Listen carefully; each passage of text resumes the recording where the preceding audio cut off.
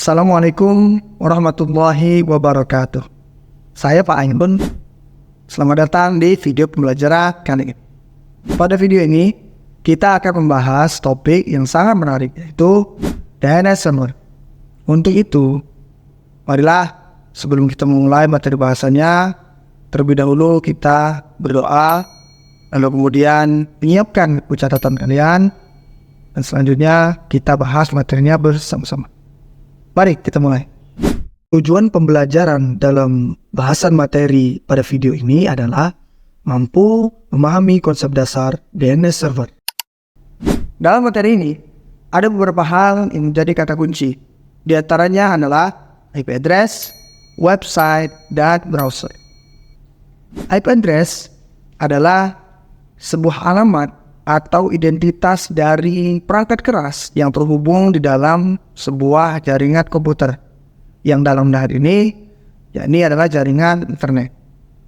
Kemudian yang kedua adalah website. Website adalah sebuah situs online yang berisi banyak informasi mengenai hal-hal spesifik yang sesuai dengan informasi yang dibutuhkan oleh pengguna. Kemudian yang ketiga adalah browser. Browser adalah aplikasi yang kita install di komputer kita yang kemudian kita gunakan untuk berselancar di internet. Kemudian kita masuk kepada topik bahasan utama, yakni DNS server. DNS server adalah sebuah akronim atau singkatan dari Domain Name System.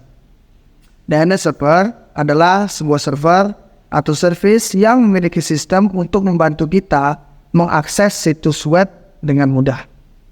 Ketika kita mengetik alamat website seperti www.google.com pada aplikasi browser kita, maka komputer sebenarnya perlu tahu IP address dari situs tersebut untuk kemudian bisa dihubungkan dan ditampilkan.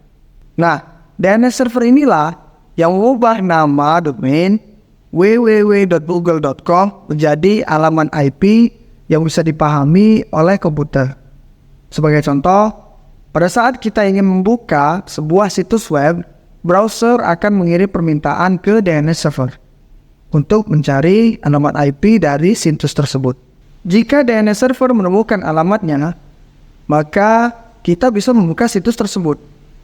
Tetapi jika tidak, DNS server akan mencari di server lain sehingga menemukan alamat yang tepat yang sesuai dengan permintaan, lalu kemudian menampilkannya di layar monitor kita. Tanpa DNS server, ketika akan membuka atau mengunjungi sebuah situs web, maka kita harus menghafal dan mengetikkan IP address situs tersebut di browser kita, yang tentu akan sangat merepotkan. Selain itu, DNS server juga bisa membantu memblokir situs-situs yang dianggap berbahaya, sehingga membantu menjaga keamanan kita saat online. Sehingga DNS server membuat mudah dan aman. Selain itu, DNS server punya fungsi penting lain. Di antaranya, 1. Akses internet menjadi lebih cepat. DNS server menyimpan informasi tentang situs-situs yang sudah pernah kita kunjungi, sehingga ketika kita mengakses situs yang sama, DNS server bisa langsung memberikan IP tanpa mencari ulang, sehingga prosesnya menjadi lebih cepat. Kemudian selanjutnya, yaitu yang kedua, DNS server berfungsi untuk membagi beban traffic. Beberapa situs besar seperti layanan streaming seperti YouTube atau toko online punya banyak server di berbagai tempat. DNS server membantu mengarahkan ke server yang paling dekat atau paling cepat, sehingga situs bisa diakses dengan lancar, bahkan saat banyak orang yang mengunjunginya.